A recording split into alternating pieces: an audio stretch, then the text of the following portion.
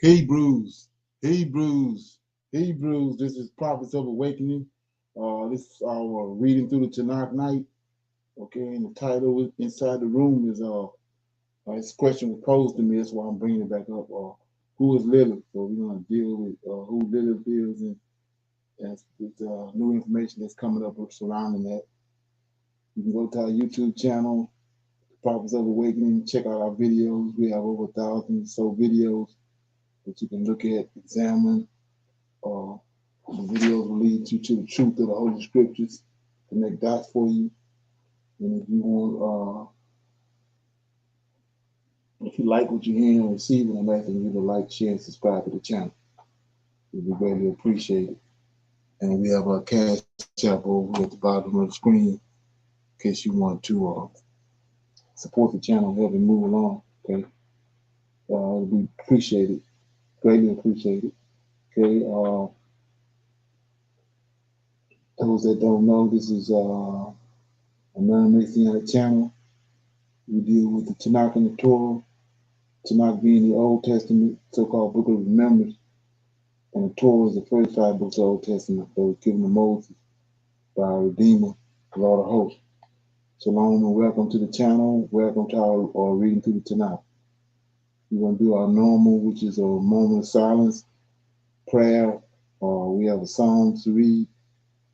We have some current events, need to know information. We open it up for some Q&A, comments, and then we go into our topic, which is, like I said earlier, who is Lilith, right? So, with that being said, a moment of silence is for the Lord of Hosts. All that He's doing to bring about our prophesied deliverance in these last days. Okay? Oh Lord, we come before Thee, thanking You for Your mercy and Your great power. And we appreciate You, oh Lord, for Your patience and Your guidance in these last days. Oh Lord, we thank You for waking us up to this great understanding of Your word. Oh Lord, we see You, Your mighty hand in the world affairs, and how You are constructing Your people's deliverance. And we trust and rely upon Thee. And for this cause, we honor and respect You greatly. Turn not Thy face from us, but allow us in our searching of You to find You, O Lord, and to dwell with You. Peace be unto You. Okay. So with that being said, read a psalm. Psalms, I think I'm on Psalm 9. It says something about all your devices not connected. Cheryl.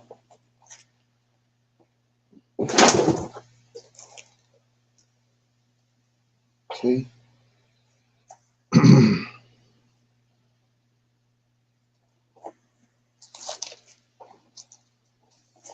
Okay. It says Psalm 9. It's the title is a psalm for God's justice. A praise for God's justice. I will praise Thee, O Lord, with my whole heart, and I will show forth all Thy marvelous works. And I will be glad and rejoice in Thee, and I will sing praises to Thy name, O Thou Most High. When my enemies are turned back, they shall fall and perish at Thy presence. For Thou hast maintained my right and my cause, and Thou sattest in the throne judging right. Thou hast rebuked the heathen. Thou hast destroyed the wicked. Thou hast put out their name forever and ever. O thou enemy destruction are come to a perpetual end. And Thou hast destroyed cities. The memorial is perished with them. But the Lord shall endure forever. He hath prepared his throne for judgment, and He shall judge He shall judge the world in righteousness, and He shall minister judgment to the people in uprightness. The Lord also will be a refuge for the oppressed, a refuge in a time of trouble. And they that know Thy name will put their trust in Thee. For Thou, O Lord, has not forsaken them that seek thee. Sing praises to the Lord, which dwelleth in Zion. Declare among the people his doings. When he maketh inquisition for blood, he remembereth them. He forgot not the cry of the humble. Have mercy upon me, O Lord. Consider my trouble, which I suffer of them that hate me. Now that lifted me up on the gates of death, that I may show forth all thy praise in the gates of the daughters of Zion. And I will rejoice in thy salvation. The heathens are sunk down in the pit that they are made, in the net which they hid in their own foot taken. The Lord is known by the judgments which he executes. The wicked is snared in the work of his own hands. I don't know that word, Hagen and Selah. The wicked shall be turned into a hell, and all his nations that forgot God. For the needy shall not always be forgotten.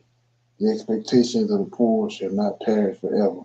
Arise, O Lord, and let not man prevail, let the heathen be judged in thy sight. Put them in fear, O Lord, that the nations may know themselves to be but men. Selah. That was Psalm 9. Anybody have any comments on that? Questions? Something you want to inject? Okay. Everybody good on that?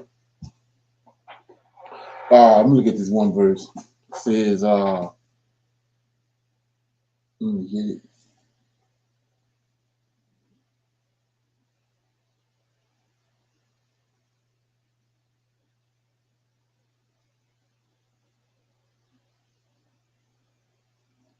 Trying to find what David said in death. Let me see. Right, 13. David said, have mercy upon me, O Lord. Consider my trouble, which I suffer of them that hate me. Thou hast lifted me up from the gates of death. So, like I said before, you go to 2 Samuel 23.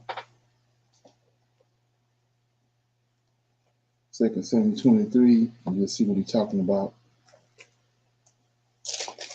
Okay, 2 Samuel 23, David says in verses 4, starting at 2 Samuel 22 and 4, I will call on the Lord, David talking, who is worthy to be praised, and so shall I be saved from my enemies.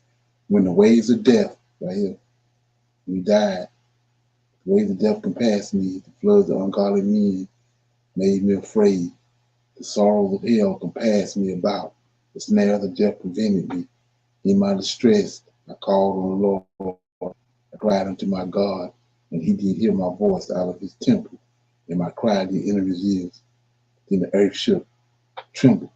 The foundations of heaven moved and shook because he was wroth. There went up a smoke out of his nostrils, and fire out of his mouth. Devoured coals were kindled. He bowed the heavens also, came down, darkness under his feet, and he rode upon a cherubim. He did fly. He was seen upon the wings of the wind. He made darkness a pavilion round about him, dark waters and thick clouds of the skies. And through the brightness before him were coals of fire kindled. The Lord thundered from heaven. Most High uttered his voice, and he sent out arrows, scattered them, uh, lightning, and discomfited them. And the channels of the sea appeared. The foundations of the world were discovered at the rebuking of the Lord, at the blast of the breath of his nostrils. He sent from above and took me and drew me out of many waters. He delivered me from my strong enemies and from them that hate me, for they were too strong for me. 19, they prevented me in the day of my calamity, but the Lord was my stay. So when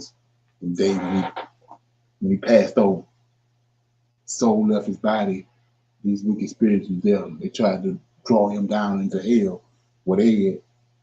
But he came and delivered him. And that's what David's talking about uh, in Psalm 9, verse 13. Yeah. Have mercy upon me, O Lord. Consider my troubles, which I suffer of them that hate me. That's these wicked spirits and these giants. Right? And the ones that's alive also, but especially the ones that passed on. Thou that lifted me up from the gates of death. That's all in 2 Samuel chapter 23. Okay. Any comments on that? Okay. We go to Shalom. Sir, did you say 23 or 22?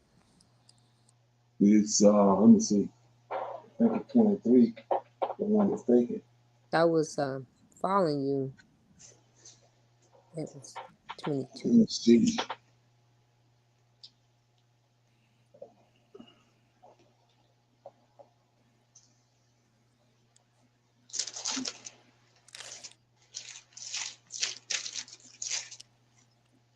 Let me see. 22. Yeah. Yes, sir. Thank you. Okay. Okay. So with that being said, we go to some current events. Overnight, a member of the House Intelligence Committee told CNN that based on the briefing that he'd received, the drones that people say they've been seeing over New Jersey are not anything nefarious and not part of any U.S. government operation. Overnight, President Biden weighed in for the first time. Nothing nefarious, apparently. But they're checking it all out. I think it's just one. There's a lot of drones authorized up there. We're following this closely. So far, no sense of the danger. Pretty clear the word nefarious has never been used this much on any other subject. But that aside, CNN's Pete Muntean traveled to New Jersey to investigate for himself. You're on the lookout for drones with drones where fears first took off. New Jersey. Ocean County Sheriff Sergeant Kevin Fennessy is one of about a dozen drone officers responding to calls and now tracking flights from inside this major crimes command center, now turned into a drone war room. It's wild the amount of air traffic over New Jersey and especially over Ocean County. The sergeant says, sure, many of the calls the department gets are actually airplanes, helicopters, medevacs, planets, even stars. But they have seen things they just cannot explain. A sheriff's lookout drone tethered to the ground captured this video. We had something coming at us, and as it's coming at us, it stops. You know, it does like a 180 in the air and then drives away, and then comes back and does like a giant U around us. So that's not normal for aircraft. So this is really happening. We think so. You know, it's definitely something that whatever we're seeing, we can't figure out what it is. The federal government reiterated Tuesday that the vast majority of reported drone sightings are in fact airplanes or drones flying legally with no threat to public safety. But don't say that to the folks on the Seaside Heights boardwalk who were not shy to tell me about what they have seen. I think it's drones. Too many people have seen them to it not be real. I haven't seen it. I do think it's legitimate, but I don't believe that nobody knows where they're coming from. I haven't seen any legitimate drone sightings in this current flap around New Jersey. Science writer and conspiracy expert Mick West investigates possible drone sightings and says that you can too. If you get the details, the date, the time, and the location, you can actually look up what was in the sky at that point and look up what direction they were looking in, and you can see, that it was actually just a plane. We're on the boardwalk, the sun is set, and the sky has really come alive. You can see almost why folks are reporting so many drone sightings. Off in the distance over the Atlantic Ocean there, I can see several planes. I'm corroborating here with the same app that they use over in the command center. This is called ADS-B Exchange, showing within about a 20-mile view planes broadcasting their position live. There's an Atlas Air cargo flight that just left not too far away from here, going out over the Atlantic Ocean. There's a Delta flight that's coming in over the Atlantic, turning north to go into JFK, and then another really bright light above those two.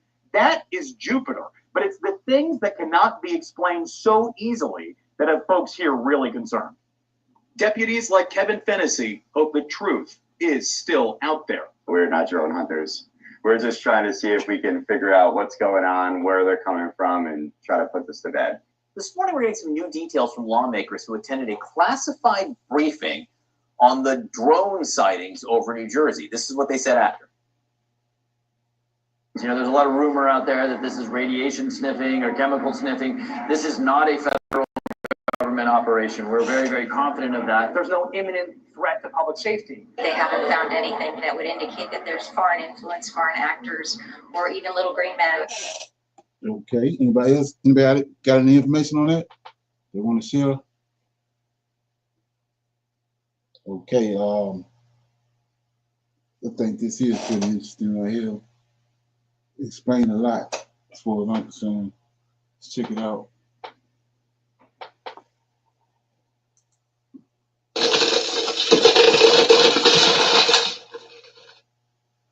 Greetings, everybody. Maxim is here with breaking news of sorts. Well, actually, more like broken news.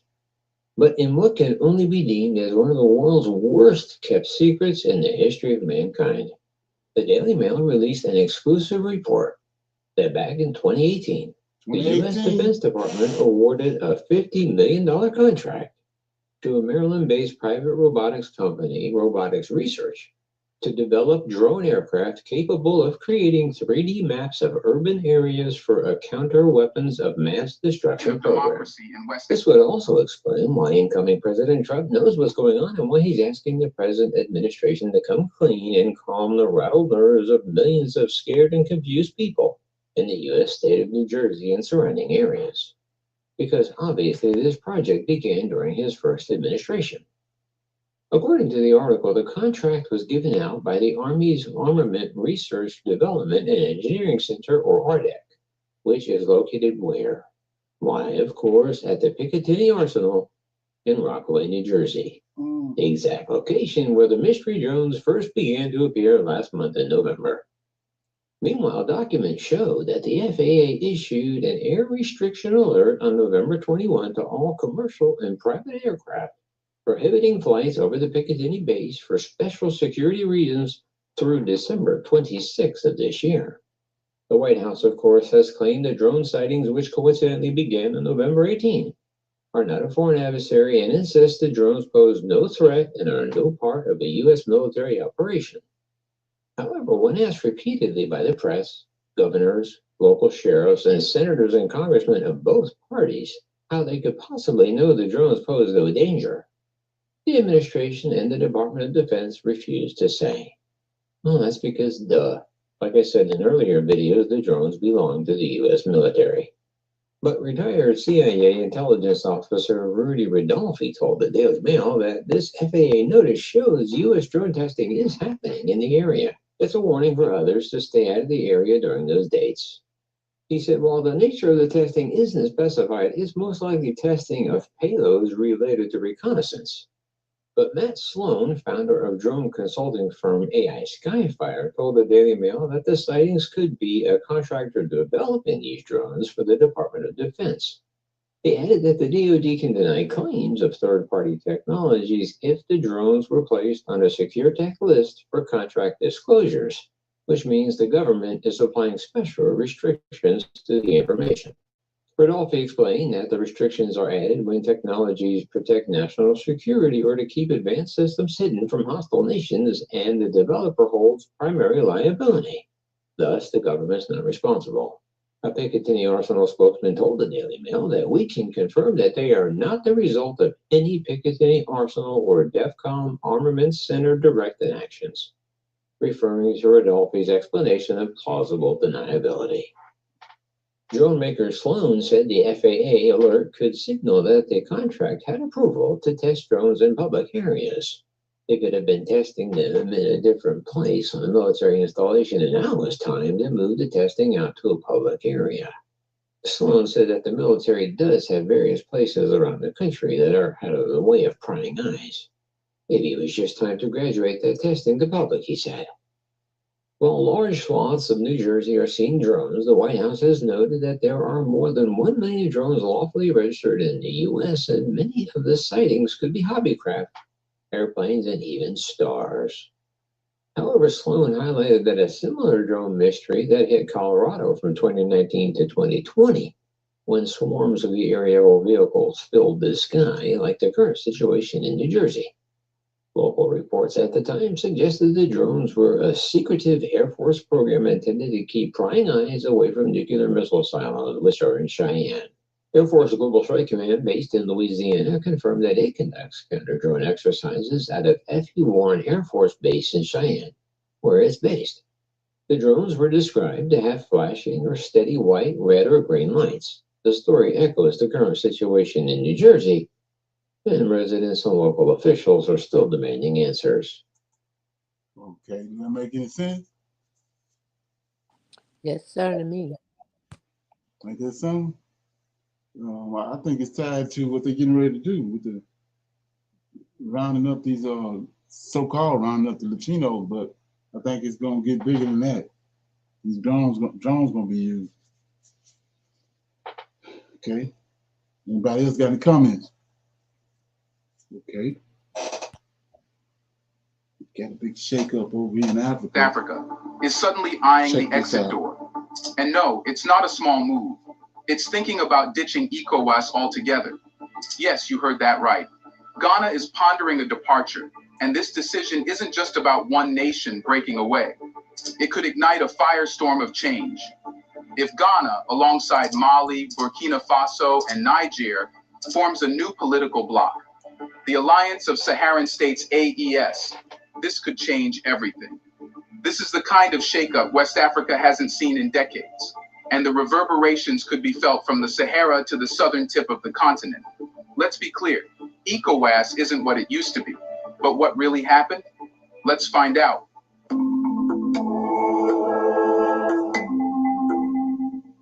Ghana is at a crossroads. For years, it has been a key member of ECOWAS, one of the strongest voices in West Africa. Ghana's leadership has been central in promoting Pan-Africanism and regional integration. But now, Ghana is looking at the exit signs, and the reasons are clear. ECOWAS, once a beacon of hope for regional unity and progress, has evolved into something that no longer aligns with Ghana's national interests. First, let's discuss ECOWAS's alignment with Western powers. For decades, ECOWAS has been seen as a platform for Africa's unity, but in practice, it has often served the interests of the West. The notion that ECOWAS is supporting a double-standard approach to democracy and good governance. So on the one hand, being quite heavy-handed against unconstitutional changes of government, such as the military coups we have seen now in Mali twice, then in Guinea, and now in Burkina Faso, while on the other hand being quite complacent, in fact, with incumbents mingling with constitutions in order to maintain themselves in power. And this was seen in Guinea and in Ivory Coast last year. For Ghana, this has become increasingly evident, especially as ECOWAS continues to turn a blind eye to the region's sovereignty and security challenges, all while being too close to France and the US. Then there's the economic side. Ghana is a growing economy, and it has begun to realize that ECOWAS hasn't brought the economic prosperity that it promised. Ghana has been forced to rely on foreign aid and trade deals that don't always serve its best interests. What's even worse is that these deals often benefit external powers rather than the people of Ghana. As countries like Burkina Faso and Mali chart their independent economic paths, Ghana is beginning to wonder if it could do better outside ECOWAS's influence. Moreover, Ghana's growing relationship with AES countries like Burkina Faso, who are more committed to self-reliance, has given Ghana the confidence to explore a new political future. AES doesn't rely on Western powers and is more focused on Africa's autonomy. And that vision aligns more with Ghana's current goals. It's about national sovereignty, African unity, and importantly, economic independence from the West. Ghana is seeing the potential for a more independent future, one that doesn't need ECOWAS to succeed. But what happens with ECOWAS? If Ghana's not the only one to leave, We've seen the cracks forming in ECOWAS, but what happens when those cracks turn into a full-blown fracture? If Ghana, Mali, Burkina Faso, and Niger leave, ECOWAS could be staring down the barrel of its extinction. The question isn't just whether ECOWAS can survive, it's whether it even deserves to. The departure of key nations like Mali, Burkina Faso, and Niger would rob ECOWAS of its most influential members, countries that contribute significantly to its military and political power. Without these nations, ECOWAS is not just a weaker organization, it's irrelevant. Well, yes, I don't know if anybody really paying attention to that, but this is major changes going on in Africa. It's going to affect us here real soon. But I don't know if anybody paying attention to it. Any comments on that? Okay, we're going to open it up for some Q&A. Anybody have any questions, comments about anything that they came across? Or they want to talk about something they heard on this line? Shalom. I heard that Biden had named Herschel Walker, I think it was like some position over Jamaica. Yeah, ambassador. Ambassador, right. The ambassador was, and he knows little or nothing about Right. that. Yeah, So it just fits to the rest of the group. Exactly. Ain't that something? Yeah, that's kind of crazy because all those other, like the guy Tim Scott and all that, I don't even think he even gave him no position, not so far, I don't think.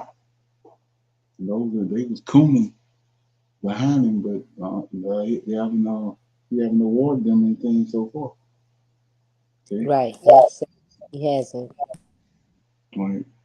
Anybody else got anything they want to talk about? Or they want to bring up? Make share? Okay. So with that being said, this happened today too. I think yesterday. I don't know if anybody know about it, but they had a missile attack in Israel. Here you go. Millions rush to their shelters. Israel under fire. Yemen brings all of Israel to its knees.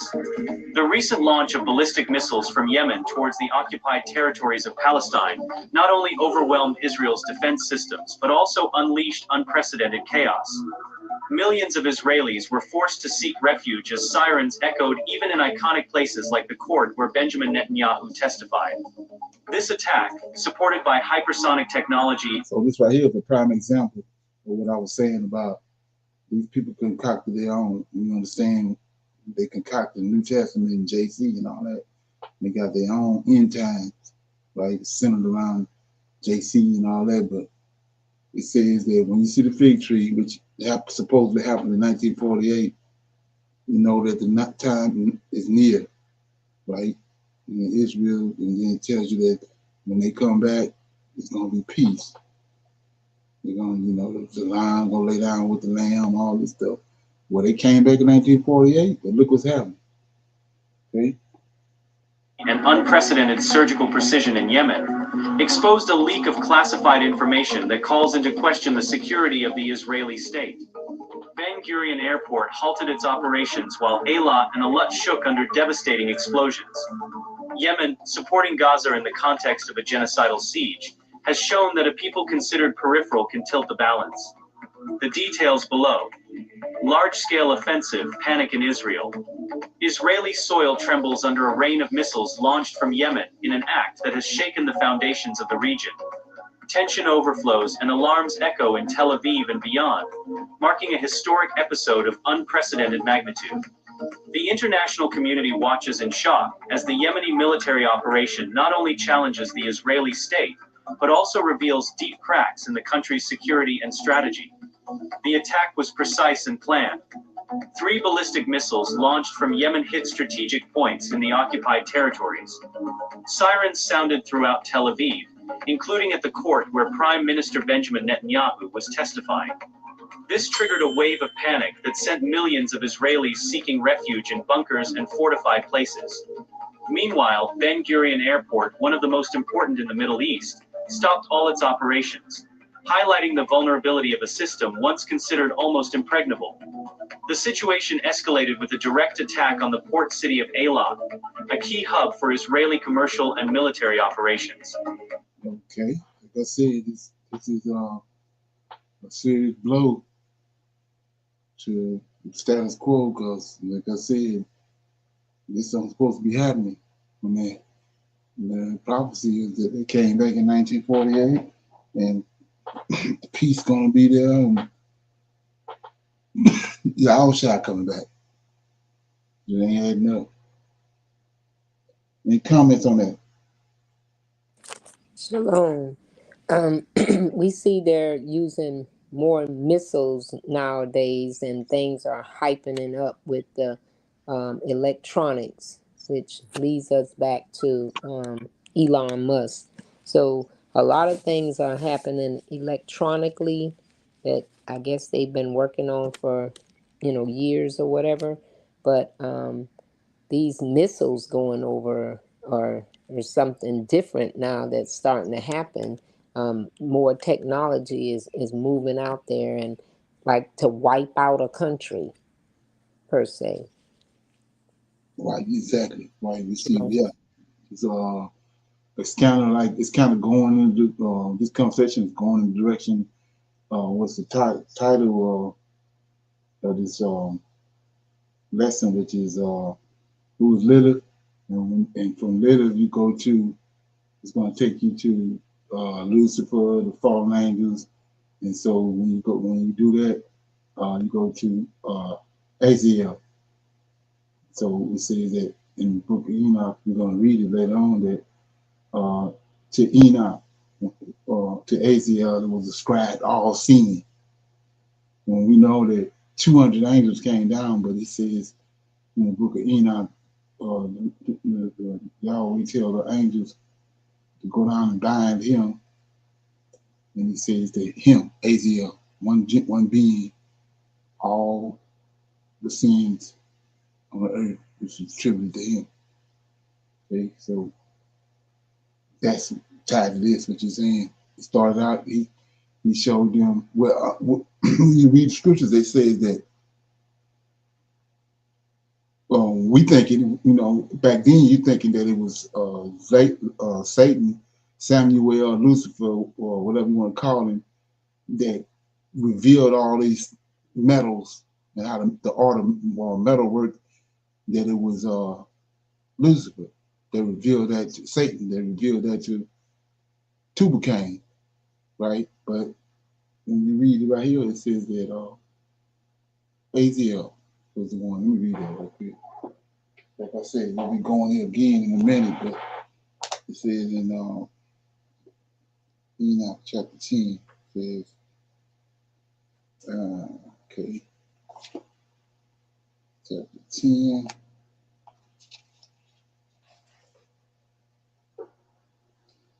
It says, verse 7, in this chapter 10 of book of Enoch, verse 7, the whole earth has been corrupted through the works that were taught by Aziel. To him ascribed all sin. Then verse 8, and to Gabriel he said, the Lord said, proceed against the bastards, the reprobates, against the children of fornication, and destroy the children of fornication and the children of the watchers from among men, cause them to go forth, send them one against another, that they may destroy each other in battle. Length of days shall they not have, and no request that their fathers make of them shall be granted unto their fathers on their behalf, for they hope to live an eternal life, and each one of them will live 500 years. And the Lord said unto Michael, go and bind some of the associates who have united themselves with women, and have defiled themselves with them in their own uncleanness.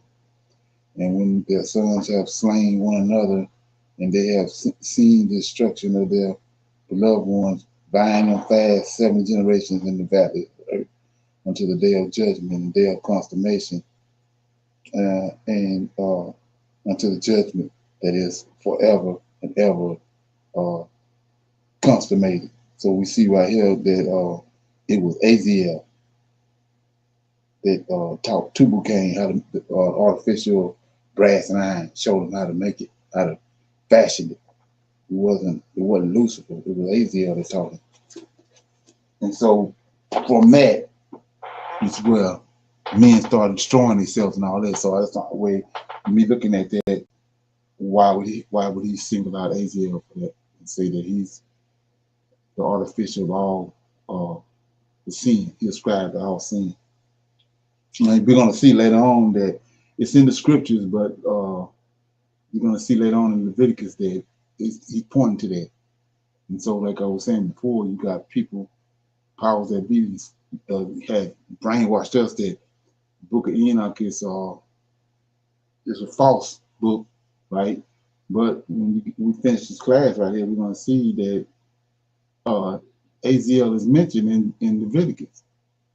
And we know what Leviticus is. Leviticus is the book of the law, telling them how to operate in the temple and all that. And Aziel is involved in that. He's telling them a lot of the things they're doing is because of what Aziel done. So, I mean, how they don't add up. It's like I said with what's going on in Israel. The New Testament says, Revelation said, when they return, you see the fig tree blossom, that's it. They're going to be peaceful, but there ain't peace happening. And then they tell you don't deal with the Book of Enoch, but you're going to see that Aziel all up in Leviticus. Okay? So, with that being said, anybody know who Lilith is or that heard of Lilith? I know we have like maybe a couple of classes on that, but this came up again, so I'm dealing with it because we got some a little more information, and then maybe it's people that I'm unaware of the other classes that we have or you never heard of Lilith. Anybody got a definition of who Lilith is? Shalom. I do not, but I'm going to look it up. But I wanted to mention before you go further that, excuse me, how the book you wrote and how the angels have duties and they just like the Lord of Hosts and Gabriel, Raphael, and so does the others. So again, like you mentioned, you know, when you thought it was Samuel, Lucifer, it's Aziel. So it's more than just the one that is designed to do certain things. Shalom. Right, okay. I'm seeing that. Right. Anybody else have anything? Anybody have any definition or some kind of description of who they think Lilith is? Yes, sir. Shalom, everyone. She was said to be Adam's first wife. Okay. But I know that she is mentioned in the book of Adam and Eve. I know a little bit more about her, but not quite sure if it's correct or not. Yeah. I think that she came to Adam, shapeshift, shall I say, into a woman, but she was not actually Adam's first wife. She did try to deceive Adam, but he did not fall for it. The Lord of Hosts intervened into that. So, yes, sir. Right. So the story goes, and like I said, it's a work. When you understand how these people work, it's a work in progress. You know, a lot of the things we dealing with, like for example, Serapis.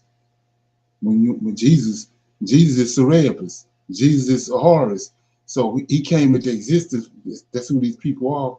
When you understand what they did, the Old Testament versus the New Testament, they are synchronized. The Greeks, the Romans, and these Europeans, they come in, have no culture, and they like buzzers. They just synchronize and build a culture, tear the existing culture down, and build their own culture up on it. So when Bartholomew, one of Alexander's generals, when Alexander died in the book of Daniel, he gave his kingdom up to his 4 generals. And well, Bartholomew being Greek or Anglo-Saxon, right? He went into Egypt, and at the time, Horus was the god. Osiris and Horus, and Isis was a triune god that was in Egypt. Well, he just took that and he wanted them to make him a god, so they made him to a god, which is Serapis, which they took because the Egyptians worshipped the bull. That's what's the APIS on the end of that is the bull, so they made him Serapis. That's how you get Serapis, the god. And then from there, when Serapis was built up off of Horus, a black deity, black god. And then by the time you get to Constantine, which is the same people, right? By the time you get to him, you take that same God and go and take it to Serapis, to the Council of Nicaea, but now they have more information. They got our records. They conquered the Israelites.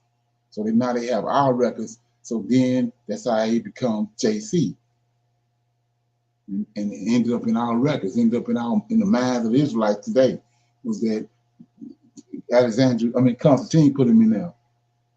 Took Serapis and then added them to the New Testament. But he bouncing off of the Old Testament, which Israel, when you've been around this channel long enough, you know that Israel had a redeemer way in Genesis chapter 1, verse 2. Most High already had a strong one, an El that he was dealing with, that was over heaven. And we see it all through the scriptures. When the incident happened with Lucifer in heaven, the war broke out in heaven. Well, the strong one in heaven showed up with Mike. He kicked Satan out and his angels. And we see it all through the scriptures. Shadrach, Meshach, Abednego, Daniel in the fiery furnace. We see him show up. Adam, Abraham, and Sarah. When they took Sarah, his wife, angel of the Lord showed up. That's a strong one. That was the Israel Redeemer. That's who went to Egypt. So we already had a Savior. But they, at the Council of Nicaea, they had this European deity they had created with Bartholomew, and they made it, turn him into JC, right? And they booted our Redeemer off the scene, which was already prophesied. They said they was going to do that. They was going to change our words, change the Most High's words, change his laws, and all that. So that's what we at. And the crazy part about it is people seem to be stunned at it. When it's right there in the scriptures, he told you this was going to happen. It's imprinted in the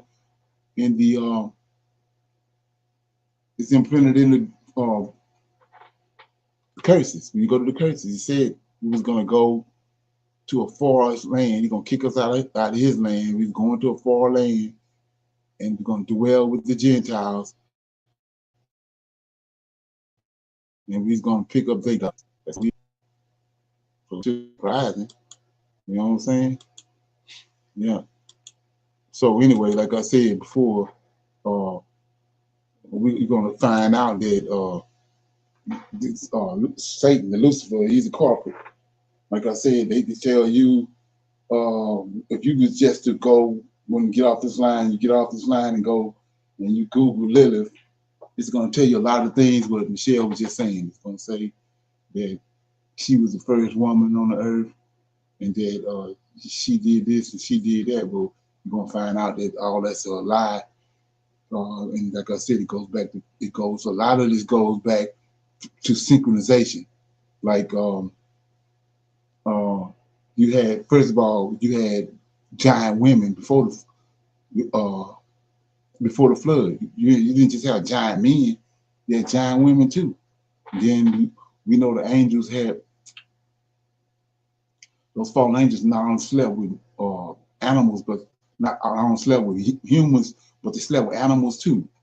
So you had they was all up in the sea dealing with animals, whales, and all the dolphins. That's how you get the mermaids and all this stuff. So you got the siren, those were mythical, those were female, mythical female beings that had certain amount of powers. And, then you got Astaroth, you got um, Nimrod wife, Samantha, or whatever her name was. You got all these different women that they are, even the owl. I think, let me see what that name is. Matter of fact, that's all out of how it's Lilith, but like I said, when the Greeks came and all them, they changed these names, but it's still the same being. But it just through the years they dwarfed. They changed it. Chameleons, whatever. So the owl, I think it's okay, Kamish, whatever it is in Mo. They was Moloch. If you go back and look at the picture of Moloch, it's a female owl, right? So all that's tied to Lilith. And then today you go Google it, and they're gonna tell you all this different stuff, but all that's is smoke. It's all little smoke and mirrors because it's coming down from that wicked side, right? And they didn't tie it into even Mary tied into that, tied into today where it was at today. So anyway, so we're gonna go to and see what happened in the book of Adam and Eve, right?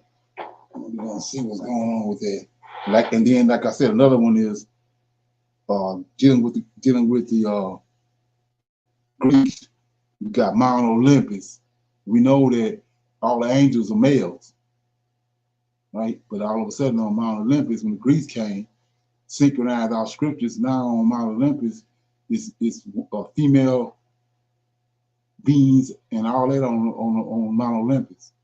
Got Athena, all these different female beings, and then from there they put wings on them. Now you got female angelic angels. To the day, you got the Me Too movement and all that happening now. Now you can't tell them that there ain't no female angels. They ain't trying to hear you. Okay. Any comments so far? Anybody want to inject anything?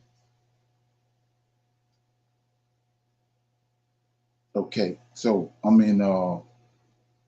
show you this the actual what happened in the scriptures and just clarify everything. The book of Adam and Eve, and if you dealt with the book of Adam and Eve, you'll know it's telling you the story of that they didn't tell us in the scriptures how everything actually happened. They give you word for word and event after event of the things that happened. So Lucifer, which is Samuel is his name, Samuel, he abused and he did all kind of wicked stuff to Adam and Eve. And they just like I said, they gave us a little rough draft of it in King James, but he did all kind of stuff to Adam and Eve. And it's already in the book of Adam and Eve, but I want to show you one thing tied to Lilith. How he lied. The second book. You got first and second books of Adam and Eve. I'm in the second book. Let me get it. Okay, so it says it's chapter 3 of the second book of Adam and Eve. It says that at the end of 7 years, on the day of Adam had been separated from his wife Eve, Satan envied him, like Samuel, right? Envied him. And when he saw Adam was separated from her, Satan strove to make him live with her again.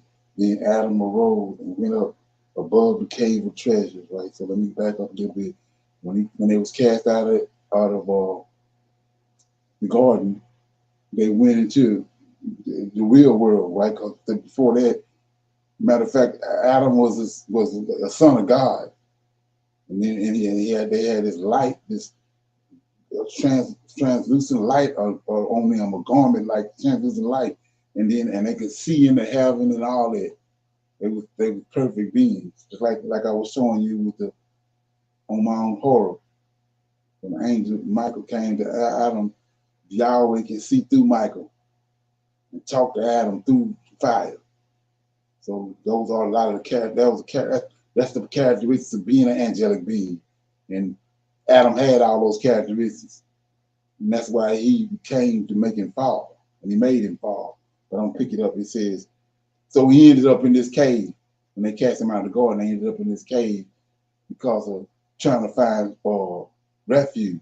Because he was scared of everything he saw. He saw the animals that changed on him and all this stuff. When it got dark, he had never seen darkness before. He was afraid of that, and all this stuff was going on. So that was like they place of refuge was in this cave called the Cave of Treasure, which eventually, where all our first fathers like Adam, Enoch, Adam, Enos, Canaan, when they passed away, they was put in that cave because their bodies wouldn't decay. So they had them all in this cave right here. So anyway, it says at the end of 7 years from the day Adam had been separated from his wife Eve, Satan envied him. And when he saw Adam was separated from her, Satan strove to make him live with her, right? Then Adam arose and went up above the cave of treasures and continued to sleep there night by night. But every day, as soon as it was light, he came down to the cave to pray there and to receive a blessing from it, right? And when it was evening, he went up on top of the cave where he slept by himself, fearing that Satan could overcome him, and he continued apart. In this way, 39 days, right? Then, when Satan, the hater of all that is good, saw Adam alone, fasting and praying, he appeared unto him in the form of a beautiful woman who came and stood in front of him in the night of the fourth day and said to him, Adam, from the time you have dwelt in the cave, we have experienced great peace. So this is Lucifer. He's appearing to Adam as a woman. So you shouldn't be surprised. I just showed you yesterday how the angel of the Lord, Michael, appeared on the bush.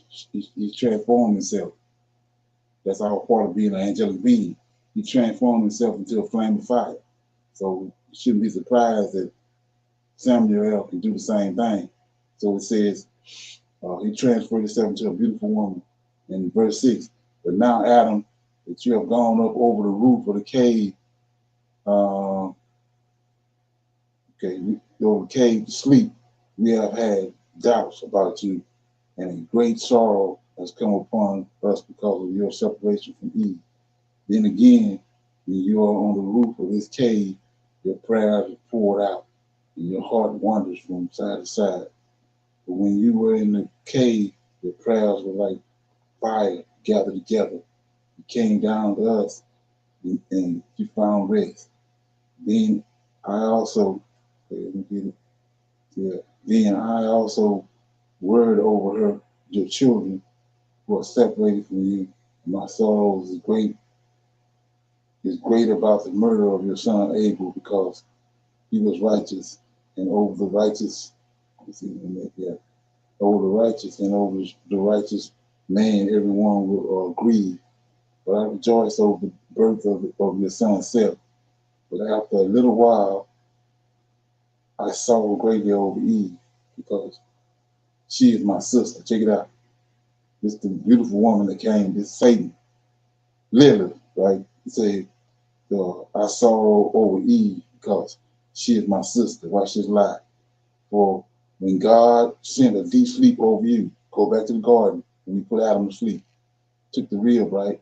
When you put you in a deep sleep, he drew her out of your side.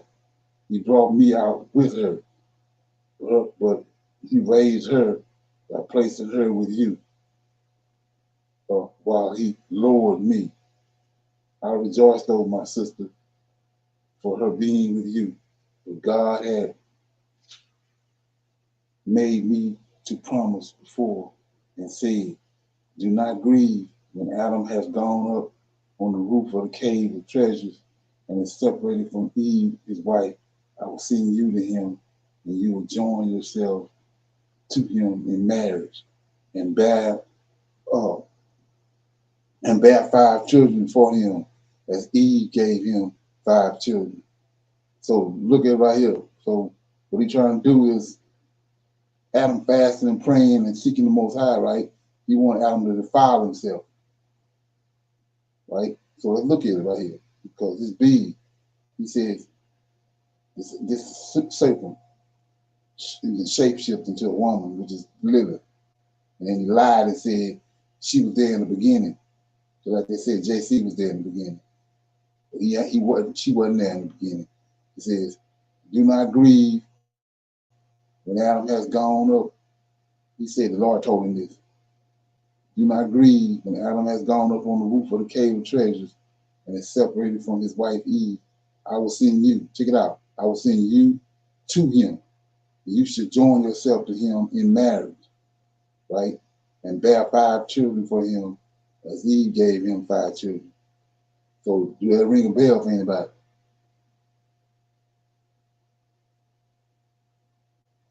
What happened when the Lord of hosts brought Eve to Adam?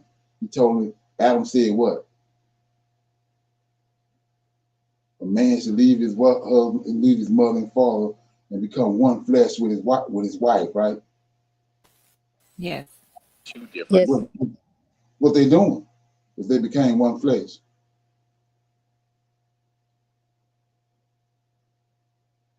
In order to become his wife, what do you got to do? Lie with her. Lie with her. Right. So he said, that's what Adam said. As soon as he brought her to him, Adam consummated the relationship right in front of the Lord of hosts. And they did all this and they wasn't ashamed, because it was righteous. They wasn't ashamed of nothing. He said, a man and his wife, and they was not ashamed. But look what he said from telling him right here. And it's something you have to contemplate on. So he says, and is separated from Eve, his wife, and I will send you. This is what the lady telling them, Satan telling Eve, telling Adam, I will send you to him, and you should join yourself to him in marriage. So what he's saying? Consummated, right? Yes, Yes, sir. sir.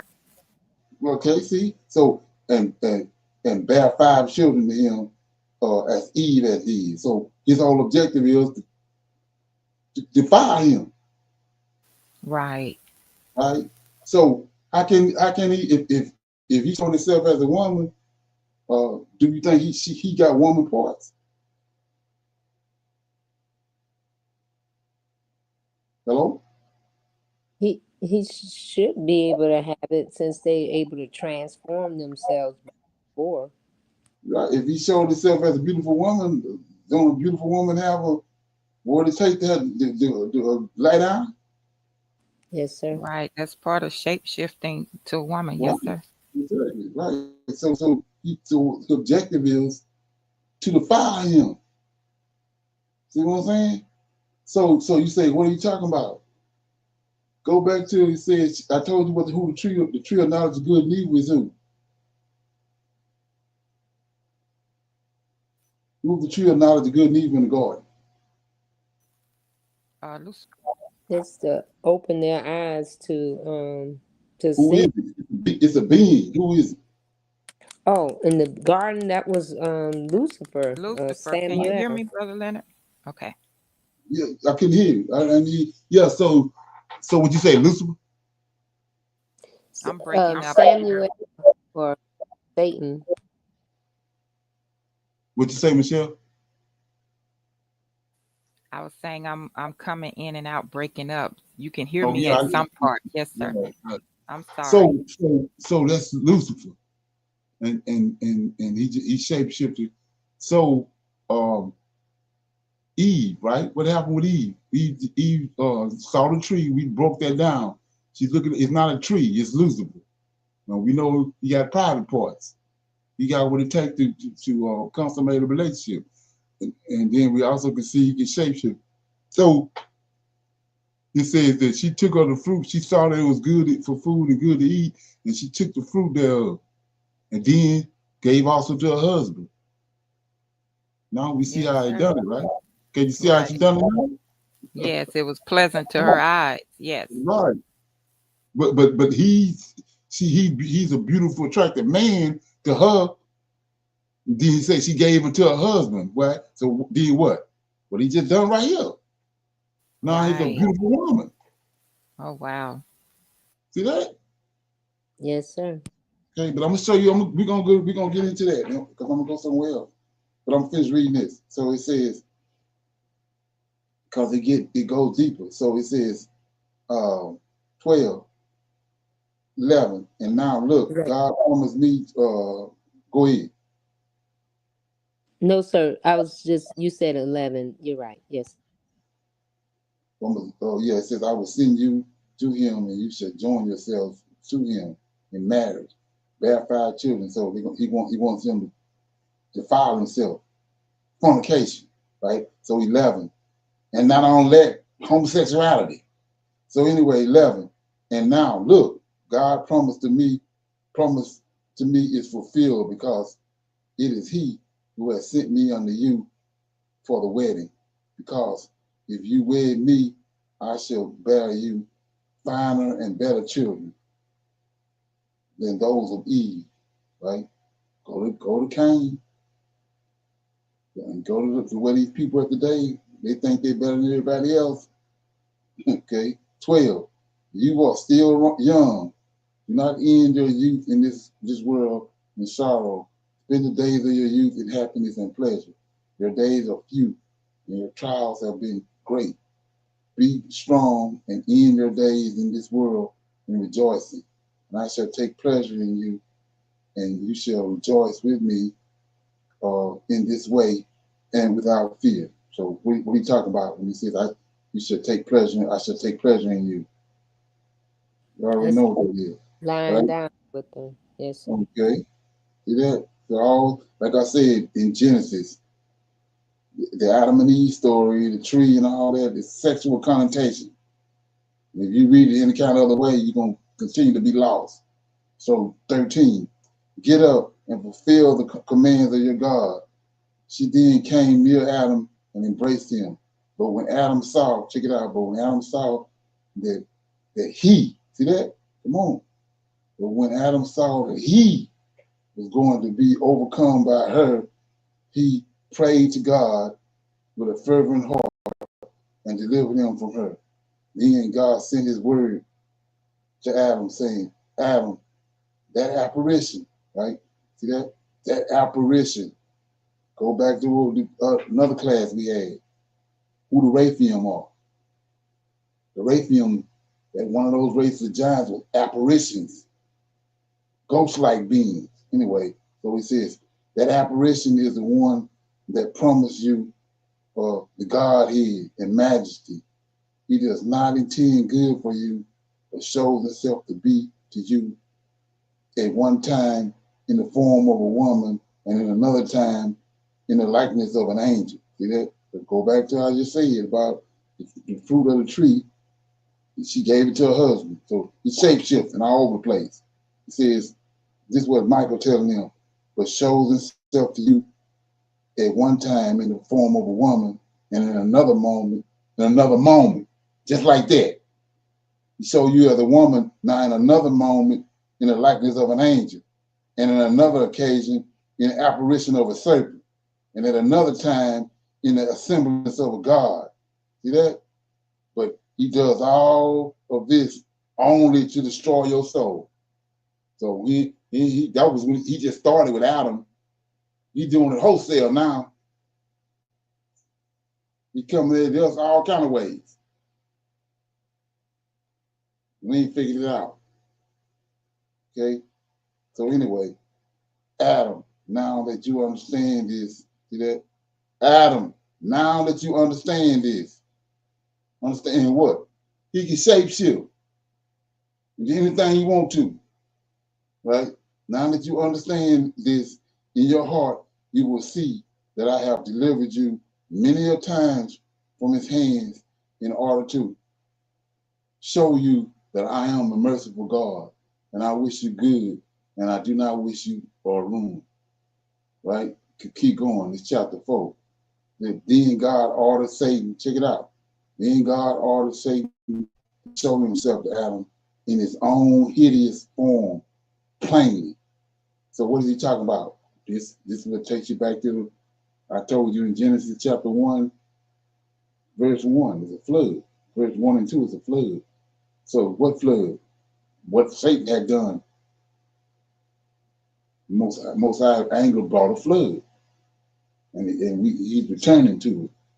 That's why in Genesis 1:26, he tells the man and the woman that he created to be fruitful and multiply and replenish the earth. Because so what you're looking at in verses 1 and 2 of Genesis, the Most High and the Lord of hosts returning to the earth from what he had destroyed it, what Satan had done. The whole earth is covered with water. And the Lord of hosts, the angel of God, moving on the waters. They returning to the earth. And right here is your verification. God ordered Satan to show himself to Adam in his own hideous form. So when he brought the flood and destroyed the first flood, he cursed Satan. And like I said before, if you want to really get the understanding of how he looked, which is going to show you what happened to Cain, go look at Grandstock Dracula. And they was trying to catch him. He was sucking all those women's necks, and they was all around London. And then they was trying to catch him. The guy tracked him, and finally, when he caught him, he was hanging upside down like a bat, but he had wings. And he was like 12 feet tall. He had wings, but they were drawed up. He was albino. That's the hideous beast he's talking about. He was a beautiful angel at first. When the Most High cursed him, he couldn't fly no more. His wings was drawn up, and he was albino. So that's how he looked. But he still got the ability to shapeshift into all these things. So he ain't gonna never show you the hideous beast that the Most High turned him into. And read it again. Then God ordered Satan to show himself to Adam in his own hideous form, plainly. We know that he was the most beautiful thing the Most High had created, so Most High passed judgment on him, just like on Cain. Turned Cain albino. So anyway, 2. And when Adam saw him, he feared and trembled. See that? At the sight of him. Go back to what I told you about Grandstock Dracula, right? And look what Dracula capable of doing. He come as a mist. He come as a wolf or a bat. He changed it all, a hawk. He changed it. He can shape shift all these things, just like it's Lucifer. So anyway, and God said unto Adam, look at this devil and at his hideous sight, and know that he has made you fall from the brightness into darkness, from peace and rest to toil and misery. And look at him, Adam. He is the one who said that he is God. See that? That's what JC saying. He God. Can God be black? Would God take the form of a woman? See that? This sending out a whole lot of arrows, right? Would God take the form of a woman? Is there anyone stronger than God? And can he be overpowered? See that?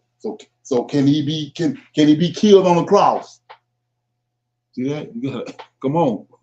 He said right here, can he be overpowered? So can he be killed on the cross? Can No, sir. he be beat with that? with a cat of nine tails. Hell no, he can't. So anyway, verse 5. So see Adam, I looked at him bound in your presence in the air, upon the unable to flee away. See it right here. So Adam standing there, and Michael, look at him bound. See that? Bound in your presence. I bound him in your presence. In the air. See that? He the prince of the power of air. He bound him in the air, unable to flee away. So I say to you, do not be afraid of him. From now on, take care, beware of him. He will try to do things to you. And God drove Satan away from Adam, and God strengthened Adam's heart and comforted him, saying, go down to the cave of treasures and do not separate yourself from Eve, and I will quiet all your animal lusts. See that? I will quiet all your animal lusts. So what you thinking is human or good, it ain't good. Okay? The world we living in now, you thinking a lot of things that's going on, you seeing or you doing, you think it's good. But the Most High says, I will quiet all of your animal lusts. See that? From that hour, it left Adam and Eve, okay, and they enjoyed the rest by the commandments of God. But God did not do the same. Check it out. God did not do the same to any of Adam's seeds and relations. God did this only to Adam and Eve. Then Adam worshiped before the Lord for delivering him and for having subdued his passion and have came, look at that, so having subdued his passions, right? This twisted sex thing, right? And he came down from above the cave and lived with Eve as he had done before.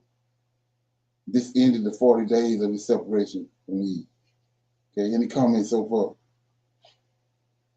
Shalom. Yes, sir. Back in chapter 4 and 6, when you read that last sentence, I will quiet all of your animal lusts. You mentioned about today and everything. So when Adam and Eve went out of the garden and they had done wrong, so is it that Satan or Lucifer's spirit had gotten into them somewhat, because he stood there, and when she braced herself, or Lucifer braced himself upon him, then was that when those spirits of lust and passion went into Adam? Sir? Go ahead. No, I said I was just asking that question. So when that angel Lilith embraced herself upon Adam, is that when those spirits went into him that the Lord of hosts had to take away, subdue, and quiet those passions and lusts? Right. But you got to look at the fact that how did you get an evil spirit?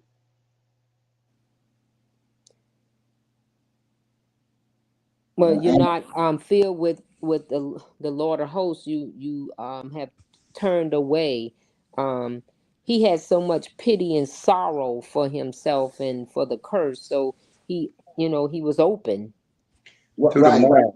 What I'm saying is, you get an evil spirit when an angel goes into a woman and the giant died. This ain't happened yet. Ain't no evil spirits. Okay. You see what I'm saying? Ain't no evil spirits. So what he done told them. Remember the conversation in the garden? Yes, sir. See what I'm saying? So it wasn't no wicked spirits yet, because ain't no giants, no giants yet. So he knew that he would have those things because she had embraced them. Is that what you're saying? No, I'm saying ain't no evil spirits to enter into him, because it ain't no giants had been born yet or died. You get wicked spirits came upon the earth after the giants came and died. Because that spirit that was in the giant didn't come from heaven, so it's bound on earth. That's how you get wicked spirits. Okay, so he was saying, Lord of Hosts was saying that when, like, after this day, they will try to, in that sentence in 5, he said he will try to do things to you. So he was like forecasting that these things would happen, but he would quiet them from him or subdue that from him going forward. If Lucifer came back. If you go to 15, then God sent his word to Adam, right? So who is that? They got a New Testament word. Jesus is the word. But who is this? Then God sent his word to Adam. Who he sent to Adam? Michael, right? Michael, the Lord of Hosts, yes, sir. Now watch this. Adam, he sent his word to Adam saying, Adam, that apparition is the one that promised you your Godhead. Who's the apparition? Lucifer. Lucifer. Right, see that? He does not intend good for you, but shows himself to you at one time in the form of a woman, and another moment in the likeness of an angel, and another occasion in an apparition of a serpent, and at another time in the assemblies of God. But he does all this only to destroy you. So he coming to subdue him. He the one doing all this. The same thing these spirits are doing now, he was doing. He had to guard himself against him. He the one coming with all the drama and tricking out. And Michael had to come down and subdue him. There wasn't no wicked spirits. Then he the wicked spirit. Somebody had something? Yes, sir, Brother Leonard. That goes back to when you first started out reading in verse 4. It tells you, then when Satan, the hater of all that is good, saw Adam alone fasting and praying, right, it tells you he appeared unto him in the form of a beautiful woman. Exactly. So, right. Yes, sir. Right. So it's him. Yeah, yes, sir. I'm aware that it is Lucifer that is doing this. I am fully aware, and he flipped back to Lilith. What I'm saying is in verse 6 when it says, "I will quiet all your animal lusts." So he is talking to Adam about the animal lust. Right. So go back to the tree. Eve saw the tree that was good to be it was good for food and a tree to be desired. Right, pleasant to the eyes. Right. Do she already have a husband? Yes, sir. She have Adam. Yes. Well, that's animal lust. She looking all upside down. She already got a husband. So that's what I was saying. He introduced all that to them. Then it says she turned around and gave her husband, introduced her husband to it. And we already know what the serpent capable of doing in a moment. That's animal lust. To desire someone other than your mate. Right. Because ain't that what animals do? Yes, sir. They ain't got no regular mate. They one season they would one animal, and next season they see another one, and they it's that time of the year they gone. That's animal lust. Got it. Thank you, Today's sir. modern term, they said wilding out. Today's modern term. Right, exactly. Right. Yes. Okay. Yeah. So anyway, like I was saying, it says in Genesis, we come to find out that all sin was subscribed to Aziel, right? Right. And so let's go there and look at that right quick. And like I was saying, this is how they tricked us. So when you go to, then they tell you the book of Enoch, you can't reference it. It's it's not false, right? So we're gonna go to. I mean, this ought to make you get up on your toes once it's broken down. So I'm in Leviticus chapter 16, right? Okay, and so this, I don't know, I talked about it a little here and there, but matter of fact, what his name? I can't think of. Orwin brought up this conversation about the mercy seat, and and so the mercy seat is in the Holy of Holies, and it's on top of the ark. It's the lead. It's actually the lead. It's the lead and the mercy seat are always one piece, and once in a year, the Lord comes into to the temple in the Holy of Holies to come down, and that's a day of atonement. Israel got to account for all their sins, right? So we're gonna see how they do it, and like I said, you're gonna see how it's nothing new under the sun, because they was the same thing they doing right here. Is what Cain and Abel did when they brought their offering. Is what Abraham was doing, and his forefathers for them. They was doing the same thing right here. It just got reinstituted when the Lord came and gave it to Moses. So anyway, it says, and the Lord, Leviticus 16, and the Lord spake unto Moses after the death of two sons Aaron, when they had offered before the Lord and died, right? And the Lord said unto Moses, speak unto Aaron thy brother, that he come not at all times into the holy place. It's the Holy of Holies right here, within the veil, before the mercy seat, right here. Everything what Baldwin had brought up, right? Which is upon the ark, that he died not. For I will appear in a cloud upon the mercy seat. Thus shall Aaron call unto the holy place with a young bullock. See that? Go to Genesis 15. Same thing Abraham did, with a young bullock for a sin offering and a ram for a burnt offering.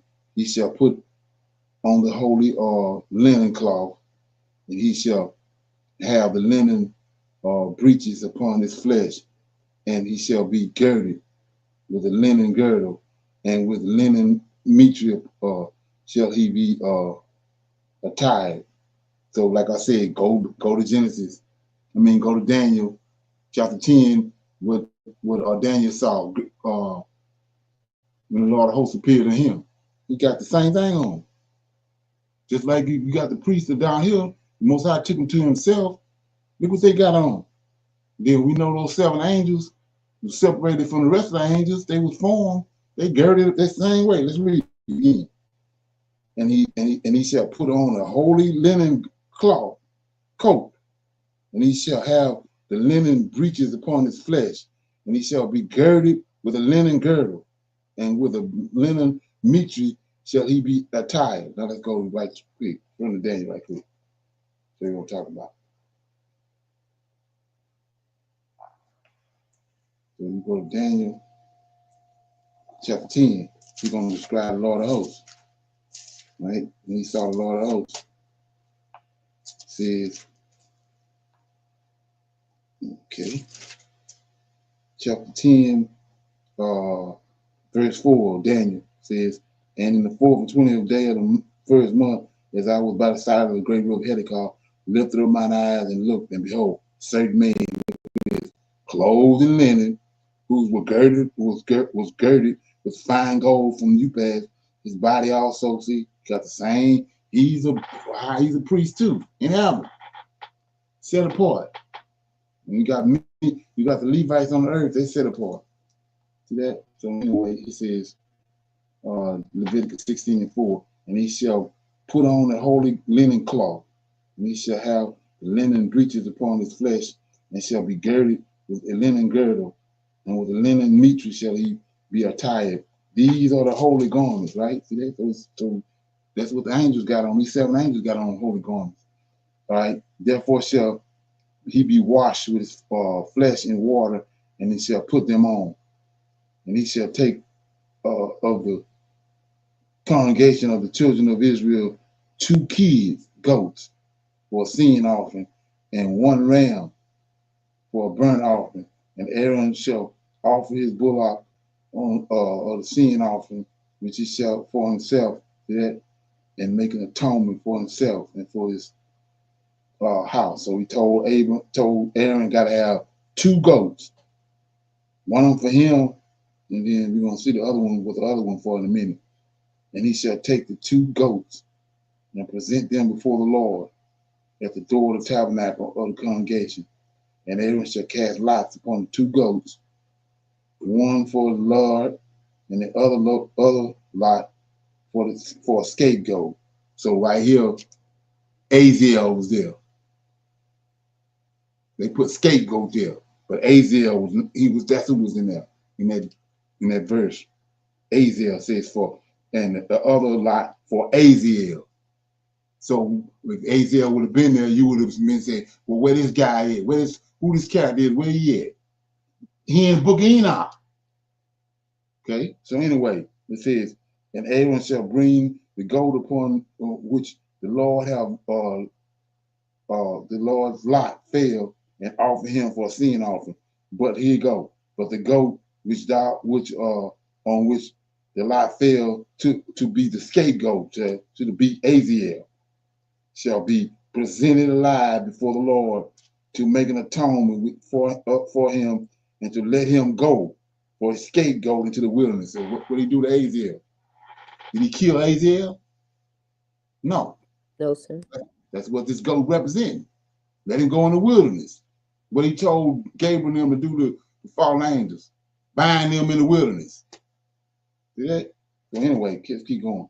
So he says, and Aaron shall bring the bullock of the sin offering, which is for himself, and they shall make an atonement for himself and for his house, and shall kill the bullock of the sin offering, which is for himself.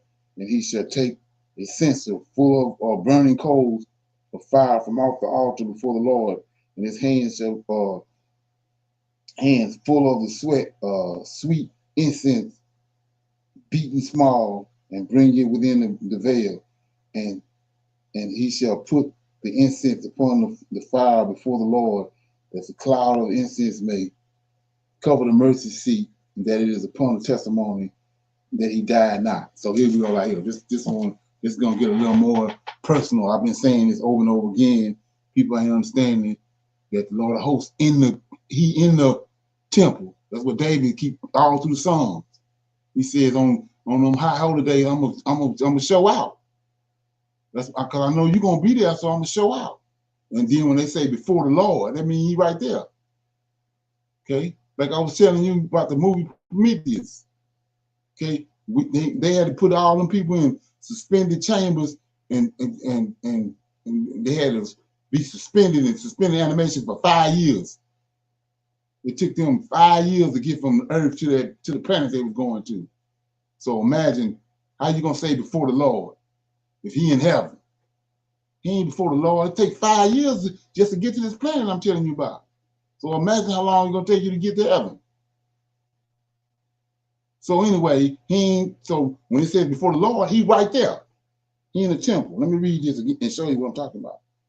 So it says 12, and he shall take a censer, check it out, full of burning coals of fire from off the altar. Remember what a mercy seat is. That's the Lord on the mercy seat. And he shall take the censers full of burning coals of fire from off the altar before the Lord, and his hands, now look at this is the point I want to make. And his hands full of sweet incense, beaten small. So go to some, if you barbecuing, and you got some coals, you trying to get them coals started, you got to get a whole bunch of little splinters of wood to put on there to get it started. But he got in his hand from these trees, they scented trees.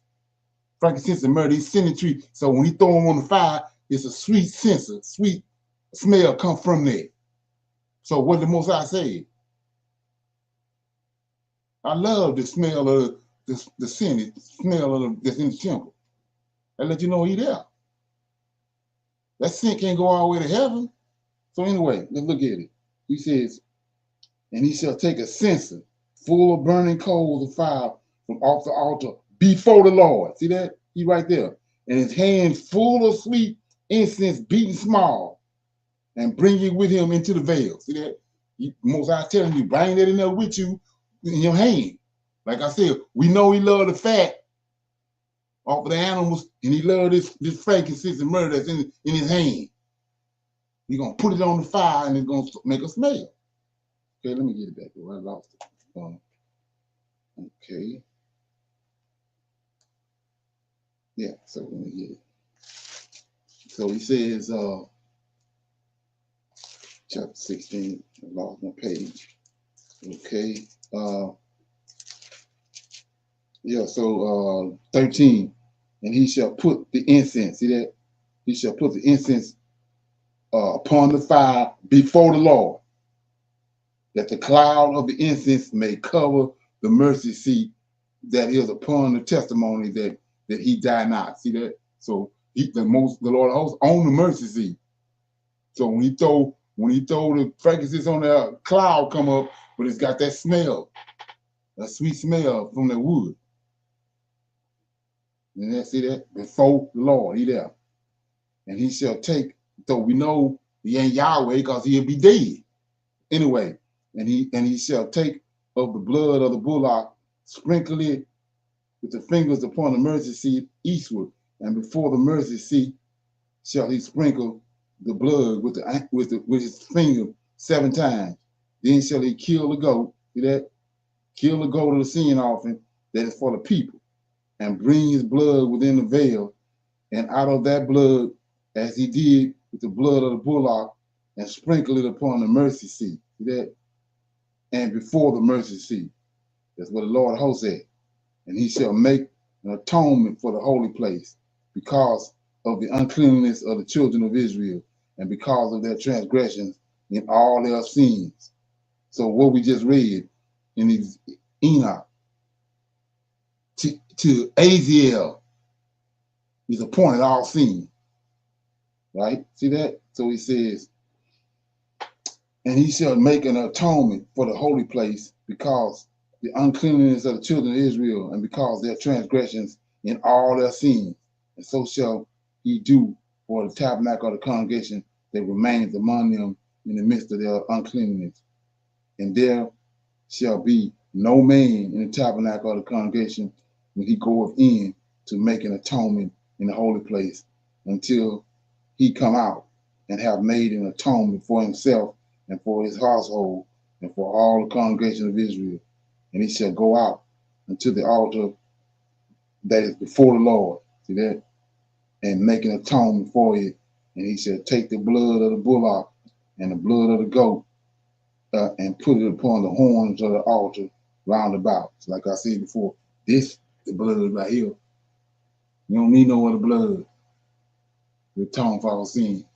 You know how many times they done this? This is the blood right here. Say 19. And he shall sprinkle of the blood upon it with his finger 7 times and cleanse it. He ain't say half-ass cleanse it. He says cleanse it and hallow it from the uncleanness of the children of Israel. Now here you go. And when he have made an end of reconciliating the holy place and the tabernacle of the congregation and the altar, he shall bring the live goat, and Aaron shall lay both hands upon the head of the live goat and confess over him all the iniquity of the children of Israel. See that? And all their transgressions and all their sin, putting them upon the head of the goat, and shall send him away by the hands of the fit man into the wilderness. And the goat shall bear upon him all their iniquity. That's Aziel. Unto the land not inhabited, and he shall let go the goat in the wilderness. And Aaron shall come into the tabernacle of the congregation and shall put off the linen garment which he had put on when he went into the holy place, and shall leave them there. So we're gonna stop right there. You want to read the rest of that, but I'm showing you the scapegoat in this verse is Aziel. So you say, well, what are you talking about? How you gonna tie this to Lilith? Well, when you go look at it, who Lilith is, I think that it's I can't remember that verse, but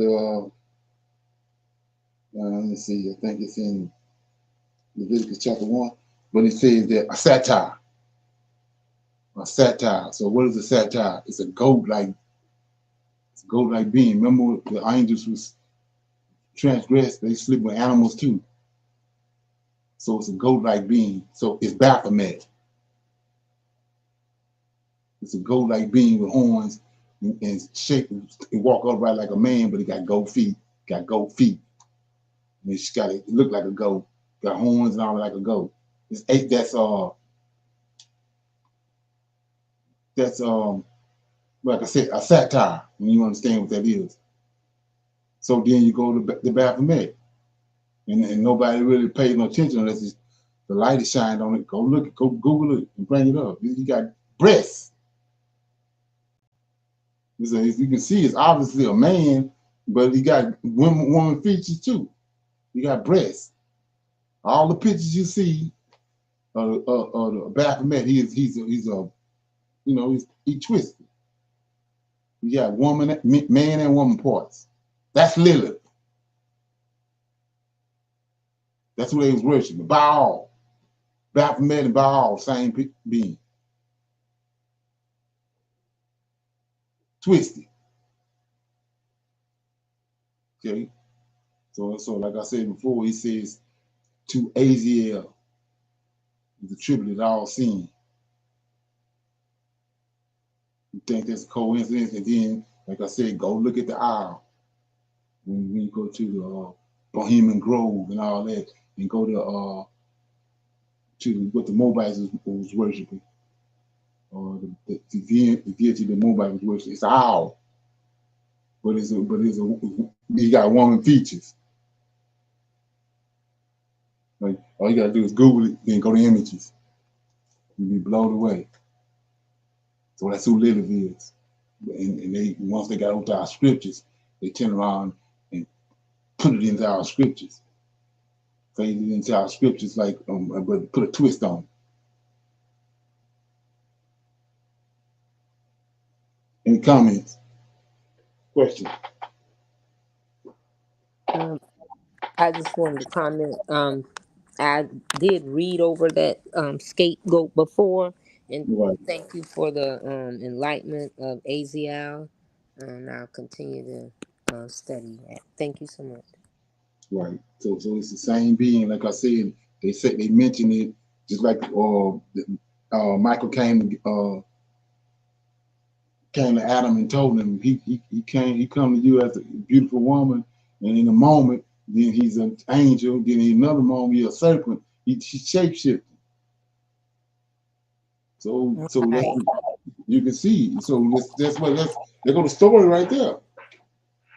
That's what he doing. So when you read, it says that old serpent, the devil, Lucifer, all them are different titles. The tempter, Lilith. They just ain't got Lilith in there. But that's one of his names. The dragon, that dragon, the red dragon, serpent, all of them are shape-shifting, all those are things. He come at you. Okay? And Right. then, And go ahead. I'm sorry, excuse me, brother. And yeah, I was just going to speak of what you were reading out of chapter 3 when you first started reading, which is very important. That word Satan envied him, right? So the book of Proverbs speaks of that a lot about being envy, right, of someone. And I'm quoting this off the top of my head in Proverbs where it says, do not desire their company. For their hearts plot violence, and their lips talk about making trouble.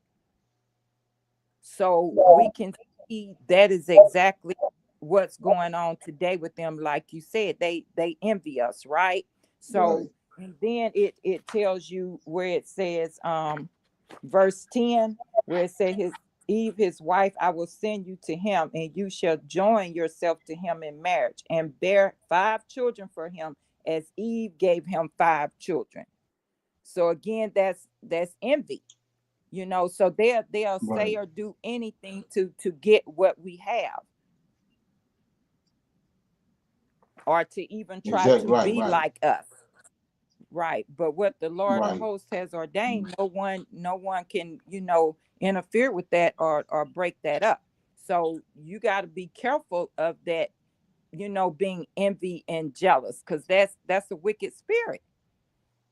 Right. And the thing about that is we lost on where that came from because of, like I was saying, nobody haven't watched the movie yet or not, but Prometheus. So you find, when you watch the movie, you're gonna find out a lot of things that's been said. It's in that movie. Like, for example, they always talking about engineers. That is, if somebody made us, they came from our galaxy, and they came into the Earth and made us. And the reason they made us was they wanted submissive beings they was looking for gold. And they wanted people that wasn't that intelligent beings to be slaves to mine the gold mines for them. So they say angels or angelic beings came from heaven, from outer space, from another galaxy. But on the movie Prometheus, they giants, right? But they albinos. Right. And then the thing about it was, when they got to the planet, they saw all of the technology that was there. They knew it was some intelligent beings that was there, but they didn't see none of them until they went into this cave-like thing. Come to find out later it was a spaceship. But they went in there, and then they had the technology that you can see. Like if somebody passed through a certain area, actually that apparition from them being there, the like a what they call it, laser red, whatever they call that, where you can see. So they came in running in through that building, and they was running from something, and one of them tripped down, and the door that was there, this big door, came down, cut his head off. Well, anyway, as the movie go on, they had an android in there that was highly intelligent. He had figured out the writing and all that on the wall. He had found another chamber, a room, where it was 4 of them in there in suspended animation. And so he went in there and he opened up one of the chambers, and when the giant came out, and then the android knew how to speak their language, right? So he started talking to him in his language, and he got pissed off. He got violent because the man was speaking his language. First of all, he was little, so he already knew he was subpar. He's looking at how his height and all this. So then what really pissed him off when he started speaking to him in his language, and the giant went off. And so that's what we now understanding. Like I said, DNA is going clarify everything on its own. Like I said, why is Cain violent? Why did Cain kill Abel? Because of where he came from. He ain't come from Adam. Adam wasn't violent. So look at what these people have done since they've been here, and the transatlantic slave trade and all that. We ain't no one blood. They got another different origin than we do. Yes, sir. They violent and animalistic and all that. We not like that.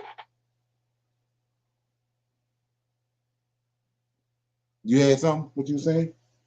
I was saying, yes, sir. That's so true. And when you see that within us, you got to get away from people like that. It's just, yeah.